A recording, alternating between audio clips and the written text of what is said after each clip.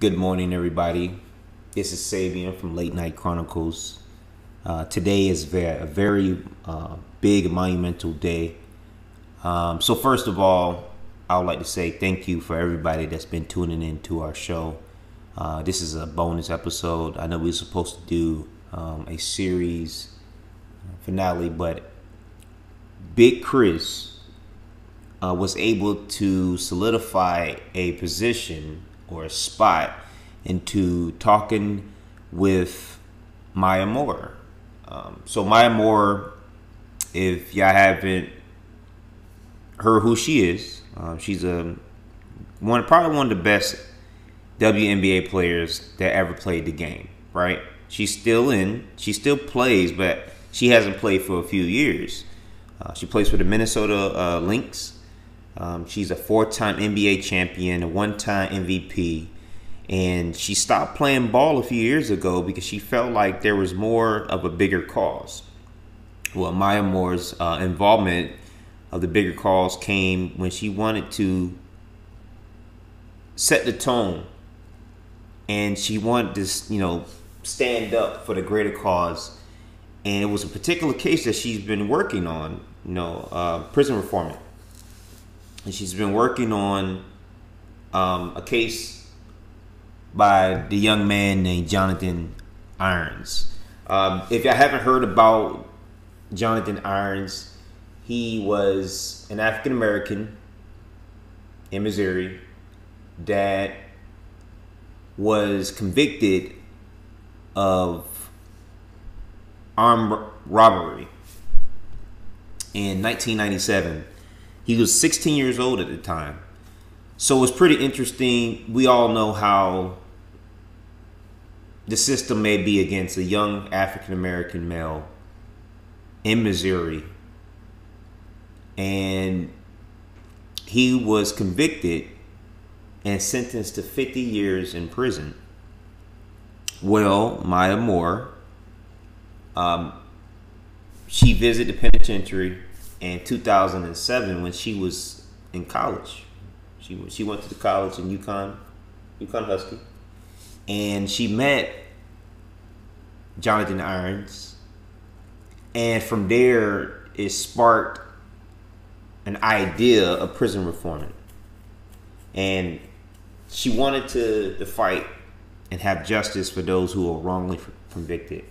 And Maya Moore has been working on this case, let's just say, for over 13 years.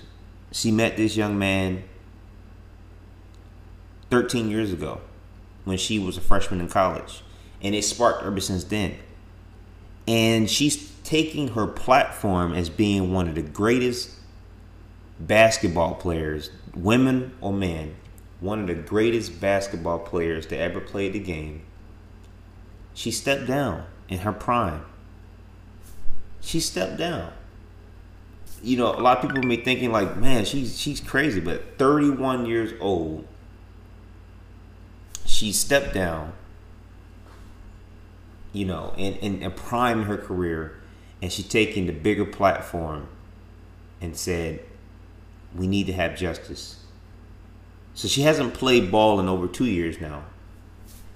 And this is probably the biggest and greatest achievement, in my opinion, of her career. 4 championships and 1 MVP. And you might as well say this is the 5th championship. So we got a chance. Chris was able to get us a slot into listening to her interview and talk about it. She's actually answered 3 of our questions. And I will put it on the links. And I'm just happy to be able to witness greatness, listen to someone speak that use a bigger platform and try to fight systematic racism, injustice, and freeing an innocent American. And that's what it's all about. So I hope y'all get a chance to listen to this bonus episode. Big thank you and big shout out to Big Chris. He's not able to make it right now, but we're going to talk about this, but big shout out and big thank you to you, brother. And I really appreciate you. Hey, Late Night Chronicles, y'all know what it is. So many emotions for our family. A lot of relief, a lot of I think just weight lifted off of our shoulders today, and just grateful to just kind of really grateful to be in this moment and to have our family home with us today. So. All right, thank you. I'm going in the chat. The first one is from Becky Gray at BBC Sport. I'm going to do one question per outlet, just out of courtesy to everyone, since we have many questions. The first question here: how did it feel seeing Jonathan Irons when he was released? Well, apparently I couldn't keep standing. I fell to my knees, and it just felt so surreal to watch him walking on the other side of those doors. We're just so used to having to go into him and leaving there, and to see all of the possibilities. He walked out, and just excited that the world and our community is going to get to enjoy such a remarkable human being. So I'm just excited for life ahead, and all that he'll be able to share. And but obviously, just being able to have him with our family is unbelievable. Okay, from Michael Rand at the Minneapolis Star Tribune. How would you describe your emotional reaction when you saw Jonathan Bree for the first time? That may have already been covered a little bit. And the second part there is, with that work fulfilled, is there any specific direction you'd want to take your work now? So I'd say the word just relief and gratitude. My emotion. He walked out when I saw him walking out. I think in this journey, there's so much to my life that I just do privately, and I live my life, and I'm not super. I don't really make it a huge priority to tell every single thing that I do every single day about my life. But one of the things I have wanted to share is the work in the criminal justice reform space, and sharing and talking about Jonathan's life, because I feel like it can encourage and impact so many others. And so while I have been able to get some rest away from the court, I feel like our family needs to enter into a new season of rest for a little while. And I still am very much about taking another full year of just being more rooted at home.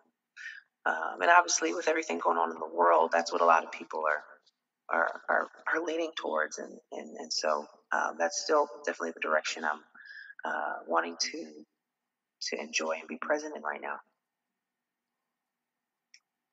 Thank you. From Erica Ayala at The Athletic. Maya, with Jonathan finally released, have you given thought to your commitment to justice reform long term? What do you hope those just learning about criminal justice reform can glean from Jonathan's experience and your advocacy? Yeah, it's a great question. I mean, I don't know what the future holds, but I do know that both Jonathan and I have a heart to share our experience for the benefit of others. I mean, how much more rewarding is it to be able to help someone else with your experience, your challenges, the things you've learned? So in what form or fashion that will look, I'm not sure, but I do know we are storytelling. So continuing to create ways to create and understand space of I think first and foremost full conversation, because that's an example that show that if you have a it conquers so many people. And distract the issue, which is that if you're a person, you matter. No matter what the color of your skin, our cultural context, bodies have been dehumanized, and it started to reflect it. But we're so I'm hoping that I'll be able to be a helpful voice in that space, and just pointing people to, just our story and our journey, I think, will give people hope and encouragement for how real meaningful change can happen. Thank you. From Joshua Frick at Democracy Discussions. Do you have plans to advocate for other individuals who are incarcerated under circumstantial evidence? Where do you plan to go from here? The idea that we would jump into another case is admirable if you think we're that superhuman. But right now, we have to rest and recover. But the question is so valid because the need is so great, and that's a sad part, that the need is so great. And we know we can't solve everyone's problems. We know we can't help everyone, but we want to be able to empower other people to imitate and to figure out how they can get involved in helping other people and changing things. And so, right now we are not focused on investing, into someone else's case at the moment, just because we know how much that takes and how hard that is. But we're hoping that we can spark some things in this immediate rest period in other people to want to try to learn and help and get involved and doing something to contribute to restoring people and righting wrongs. But yeah, we're not planning on jumping into another case right now. Thank you. I'm going to remind everyone one more time, we only have a few questions left, but Maya can be available for the next 20 minutes. If you've got more questions, please drop them in that chat. The next question is, what is the next step that you will take to create more awareness and steps to fight wrongful convictions? Does this feel like another championship one? This is similar to a championships in the feeling of like the next day exhaustion of like, we just went to the mountaintop and now, oh yeah, our bodies are exhausted, our minds, our hearts are exhausted. So we're walking around kind of like zombies today in a good way. But yeah, definitely want to continue to help leverage our story for the benefit of others. And I think right now, specifically, that's going to look like, our nonprofit, Win with Justice. Go to winwithjustice.org. We want to give people a place to be able to go to just start to learn. So, Win with Justice is about redefining what a win is in our justice system. And so prosecutorial misconduct is a huge reason that we need criminal justice reform, because prosecutors are essentially the most powerful actors in our justice system, and they have a harmful culture in a lot of cases that are putting wins or convictions above actual justice. So that's what Win with Justice is about. And we want to continue to equip people to learn and to educate what they can do, whether it could be more connected in their community or whether that's becoming the next progressive prosecutor. So there's a whole range of things you can do to help end prosecutorial misconduct. And we want Win with Justice to be a resource for people over time as we grow and continue to build it.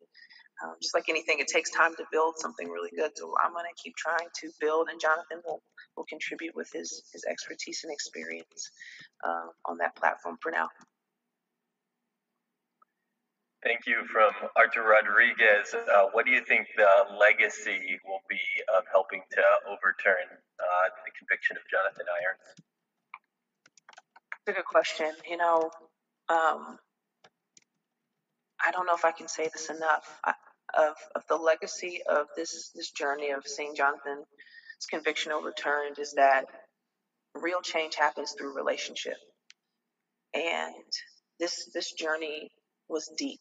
We were invested. Jonathan was invested. It was a deeply rooted experience. So if you are not committed to being deeply committed and invested over time, that's not how legacies are made. Legacies are made and held by deep over time commitments to people. And so that's what we want our legacy to be, is that love and having real relationships with people and getting outside of your comfort zone, which is what love is. Love costs. True true love is going to come with some sacrifice. And so if we can make that the foundation, we can do anything. And it's not just a cliche, like it's actually how things change. So hopefully our story can be, at the very minimum, a direction, a foundation for people who want to get started and do something in this space. Back to Michael from the Star Tribune. When you started on this journey in 2019, it seemed like you were the exception. It was rare for an athlete to pause a career to fight for social justice. Now we're seeing it more and more. How gratifying is it to you to see others, including athletes, joining this journey? I mean, anytime you see anyone sacrifice for another human being, I mean, that gets at your heart. You can't really sacrifice. You just have to give something up to give someone. So seeing athletes or people looking inside of themselves and saying, "What can I do to empower someone else?"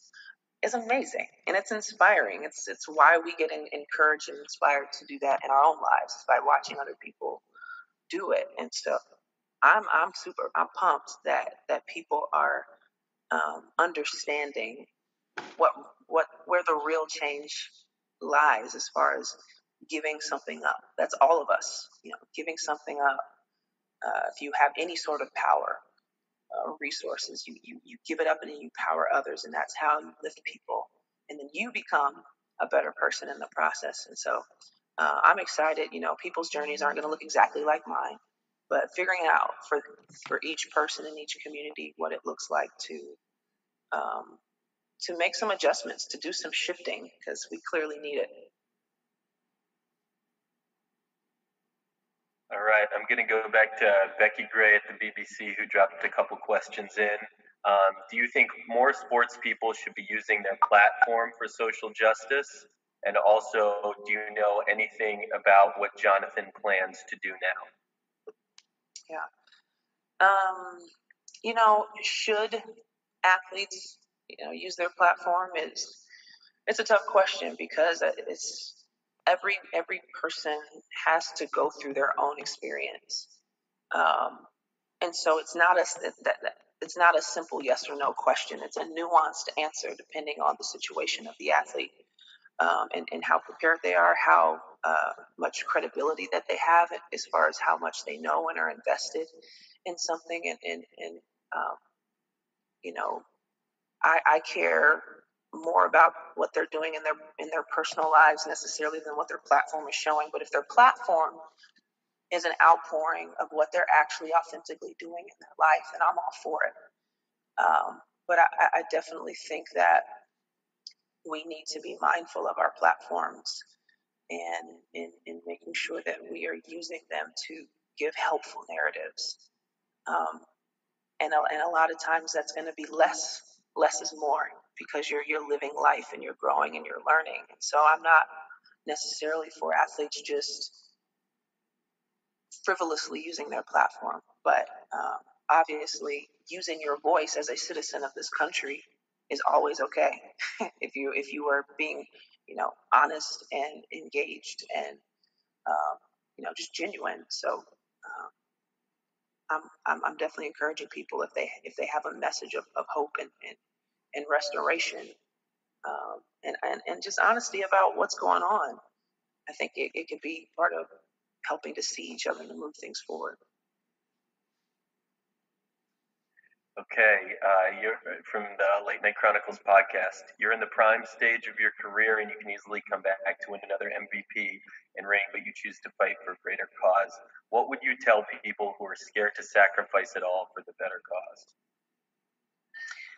Man, I would want to know that person. I would want to talk to that person who's struggling with trying to decide what kind of sacrifice they can make at that point and stage of their life and where they're at in their development. And I think it's going to look different for different people. There's different levels of sacrifice depending on, your maturity level, your commitments to other people and other things. What I did more recently happened in the time of life that it did for me. And so if you're at a different time of life, or you could have done it earlier, in your career or whatever, or it could be a different type of sacrifice. But um, you got to count the cost, and that's what I did. You really got to count the cost, and if you're going to do it, you need to count the cost and make sure that you are rooted in a community that's going to help you, because you can't do it by yourself. You have to be in a community where you're listening to other people who know more than you, which is what I have. I'm rooted in some communities that know more than me, and um, count the cost. But just that's how you're not going to fizzle out. You counted the cost, and you're rooted, and you have support, uh, and then watch it unfold, and it'll be worth it. But it'll be hard. It'll be hard, just like anything that's worth doing. But um, these stories are what keep us going. And then look at other people's stories, and it'll keep you going. That's awesome. Thank you. This is from Chantel at Sports Illustrated. What would your advice be to athletes and even average citizens looking to get involved in the fight for social justice and various reforms, but don't know where to start? Yeah. Fortunately, I've gotten connected with a nonprofit called Athletes for Impact, and they started up about 4 years ago because they wanted to help equip athletes, because more and more athletes were wanting to know, what can I do? Where do I get started? Because I have a passion for helping people. And so they get athletes educated and connected with the grassroots programs and the causes that they're passionate about. So Athletes for Impact is a great resource. My guy Mike De La Rocha is one of the heads of that, and some other awesome leaders. But I'd say that's a really good place to get started, to actually equip you with the tools that are going to create change. So that's a really good place to start. And also, again, I can't say this is enough. Meet somebody that doesn't come from the same background as you, or talk to a teammate that is a different color than you, or and again, the word that's been coming to me through just getting more educated on how to be helpful in space is the term cultural competence. So it's a mental health term that I picked up from Dr. Anita Phillips in talking about how, if you want to get started, you got to jump out of your culture. If you're in majority culture as an athlete, get out of your majority culture and start a relationship, and start to learn and to see people who come from a different culture than you. And then that cultural humility will start to develop, and then what to do will become more clear about how to help and how to love those people. So cultural competence is the beginning, which again is connected to relationship. Wonderful. This is from Andy at KARE11 in Minneapolis. Does this moment this year feel different for changing systemic racism in America? George Floyd's tragic death sparked an undeniable movement in Minnesota and in this country, and along with Jonathan's win, can this alter history? Absolutely. I think, again, I'm going to sound like a broken record. We're seeing George Floyd as a human being, saying, you are worth, you have human worth. You hear narratives that talked about, some of the things he did in the past, or some of his character or decisions that might have been not the greatest light, as an excuse to say, therefore you don't deserve due process, or you don't deserve to be treated like a human being.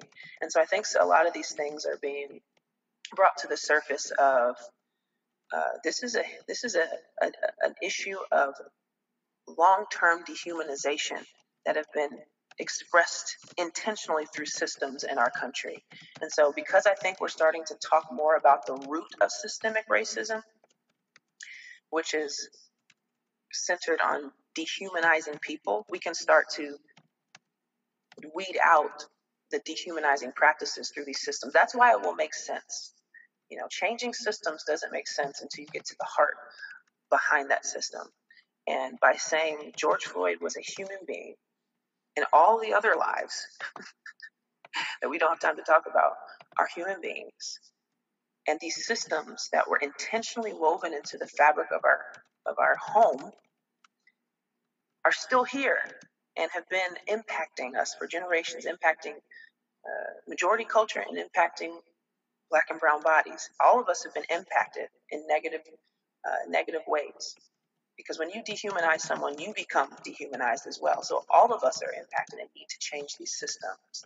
And so if we can focus on the heart of the issue, changing these systems will become have more life, have more momentum, and have more energy. So I'm really, really excited. You know, obviously it's painful and it's hard, and death and violence are just, you know, we don't want to see it. But if it can be used to help us to get to the heart of the issue, then it's, I'm hopeful that we won't forget what we've seen, what we've learned, what we've heard, and what we're realizing. This from Maria Marino at SNY TV, asking about the UConn legacy, not just on the court, but with current and former players like yourself being so active in social justice reform. Yeah, I love that question. Getting a chance to talk about my Huskies. That's such a sweet time of life, that college time, because I don't know what it was like for other universities, but I can only speak to my experience at UConn, and we were a family. And we still are, coming back to Final Fours and just seeing everybody. And one of the, we lived together, like the coaching staff, and Gino lead us in a way that make us understand this is your team. So if you guys don't take responsibility and ownership and look out for each other and be accountable to each other, it's not going to work. And then having talented players do that. That's why it's just such an amazing environment. And so when you leave Connecticut, you're not leaving just as an amazing athlete. You leave with an awareness that, oh, life is bigger than me. I have teammates and I'm accountable to them, and I have to see them, and they have to see me. And so you leave with a maturity of awareness. And a lot of times, a lot of these problems we have culturally is because of a lack of awareness, and a pride to say what I do and what I think and what I feel is the most right and the most true, and I'm comfortable in it, instead of thinking, okay, maybe there's another perspective or another person that I need to listen to or see. And it's just amazing, when you're going through it as a 19-year-old, you're like, what's going on? But by the time you graduate, a few years later, you're like, wow, we were being molded to become better people. And so I'm so proud of my fellow Huskies, and I know, I got a text from Coach just saying how proud he is of me and Mrs. A, and it's family. So I just appreciate those that time of my life and the relationships that still exist out of that. All right, we'll wrap this up in about 5 minutes. We've still got a few questions, so whichever of those comes first, if we run out or if the time goes up. From Becky, again at BBC, wanted to know any more details you had about what Jonathan wants to do now. Got that far, sorry. Man, Jonathan,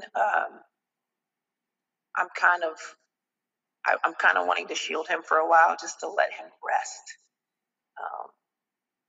I can't imagine how he's feeling as far as just how the newness of life. I think both of us yesterday, over the course of yesterday, referred to what we were doing as like a new birth. Like he felt like he was being born into the world, and we were racing to the prison to go get him. And I felt like this is what, expectant fathers must be feeling as they're driving to the hospital. The baby's coming, and it's everything so new. So I say all that to say, I'm looking at him like a newborn in a way, of needing that time to just breathe and rest and grow and enjoy. But he's going to grow fast, and I know his heart is for helping people. And our family's been spoiled having him all to ourselves, and gleaning from him and learning and hearing him speak and his experiences and how he sees the world and sees people. And so he's gonna talk and speak and share and write. I think he's just has such a wealth of experience that he'll be able to share. So I'm looking forward to helping him do that, and just helping to watch him grow. But he's definitely going to need some time to rest for a while. There's more really, really cool things that I'm sure we'll work on together, and just continue to move forward through the story. All right, we've got 2 questions in the chat, so we'll make these the last 2. The first is, you've been focused on criminal justice. What systems have you learned more about in this process? Good question. Man, it's so broad. When I first started getting educated, I was so overwhelmed. I mean, as we all are who have been having their eyes open more recently, of just how deep and broad and complex some of these systems and things, and how things work. And you've got, criminal justice reform. You've got, you know, which within criminal justice reform, you've got, prosecutorial reform. You've got just the business of prison. You've got just recidivism and just community breakdowns. You've got laws on with drugs and just there's just so many things that go into building what's been built. Um, you know, Rethinking policing, rethinking community health, rethinking and where we allocate our money to empower different members of the teams in our communities where funding's been stripped, overloading one of the team members like the police and underfunding other team members of communities that keep us safe. So just things like that about punitive versus restorative justice. Um, there's so many different angles, the power our mayors have in helping justice to come to our communities. So voting and the challenges of having everybody's voice be heard in a democracy where we're responsible as voters for this country, and so even voting and challenges with voting. So there's a lot of work to be done, but there's a lot of ways where people can participate and empower other people to create new systems, to restore intentionally broken systems. And but I say all that to say, I'm not going to get involved in everything because I want to stay in my lane and I want to play my role and I want to be effective. And to be effective, you have to humble yourself and understand, what can I carry? How can I contribute? And right now, I still feel like one of the strongest lanes for me to run in is in the prosecutorial reform lane, just because I see such a connection between sports and the leadership that prosecutors have of winning and losing, and what is a win and what is a loss, and that we vote for our prosecutors. And so I feel like that's a very powerful space for me to stay in. And Jonathan knows a lot about the space too, and he can speak way more about prison reform as well. But I'm trying to learn. I still have so much to learn, but I do feel pretty sure that the lane of prosecutorial reform is a lane I need to stick in and continue to try to help and share and empower others to do the same. Okay, last question here. You've been on this for over 13 years. Was there any moment where you felt like Mr. Irons would not be free? Not really, not truly.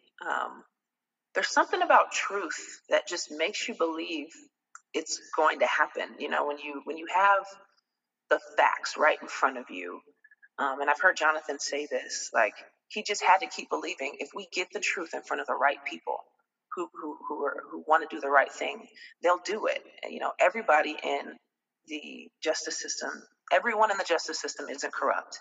We've got people who are more overtly doing things that are self-interested. And then you've got people who have some unconscious bias that we're now starting to talk about and discover through this dehumanizing presence in our culture.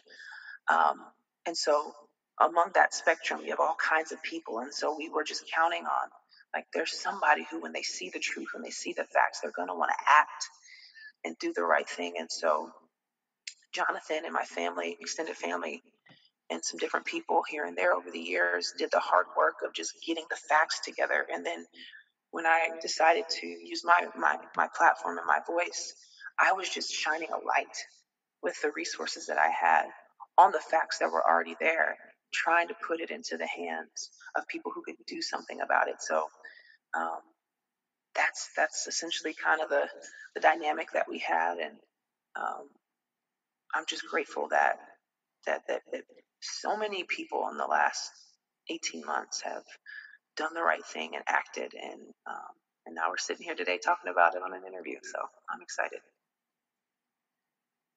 All right. Thanks everyone for your interest in Jonathan's story and Maya's work. And Maya, most of all, thank you so much for being so gracious with your time throughout this process. I'm thrilled for you. Congratulations. Thank you, Calder. Thanks, everybody. Appreciate it.